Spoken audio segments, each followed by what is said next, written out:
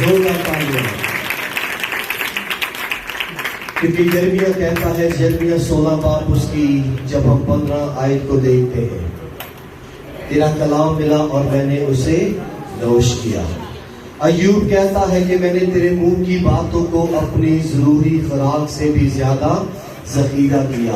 یسوع مسیح کہتا ہے کہ آدمی صرف روٹی ہی سے جیتا نہ رہے گا، بلکہ ہر وہ بات جو خدا کے منہ سے نکلتی ہے. پالوس رسول کہتا ہے اس کا کلام ہر دھاری تلوار سے زیادہ تیز ہے، جو بند بند اور گودے گودے کو جدا کر کے گزر جاتا ہے اور دل کے خیالوں اور ارادوں کو جانچتا ہے. اور خدا کا بندہ زبور نویس میں لکھتے ہوئے کہتا ہے، تیرا کلام میرے قدموں کے لیے چراغ اور راہ کے لیے روشنی ہے. یوحنا مکاشفہ کی کتاب میں کہتا ہے، اس کتاب کا پڑھنے والا اور سننے والا اور اس پر عمل کرنے والا کیا ہے؟ مبارک ہے. خداوند کے لیے زوردار تالیاں.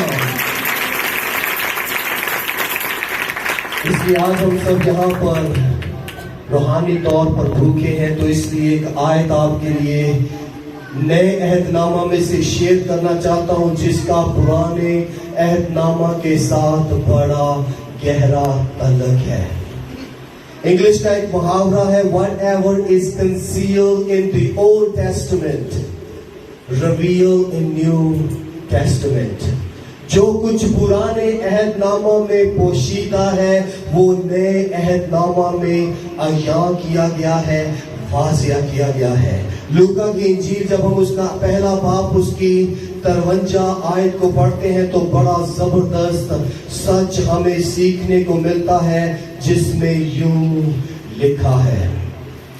اور یہ سچ مجھے یاد ہے، آج سے تقریباً 17 سال پہلے ملتان کے ایک چرچ میں جب ایک خادم جو آج میرا ایک روحانی استاد اور بڑا ہی زبردست کیا ہے مسیح میں دوست ہے، جس سے سیکھتے ہوئے آج مجھے 15 سال ہو چکے ہیں، اور ان سے جب ملاقات ہوئی تو انہوں نے یہ حوالہ مجھ سے جدا ہونے سے پہلے میرے ساتھ شیئر کیا تھا، اور آج حوالہ آپ کے ساتھ شیئر کرنا چاہتا ہوں.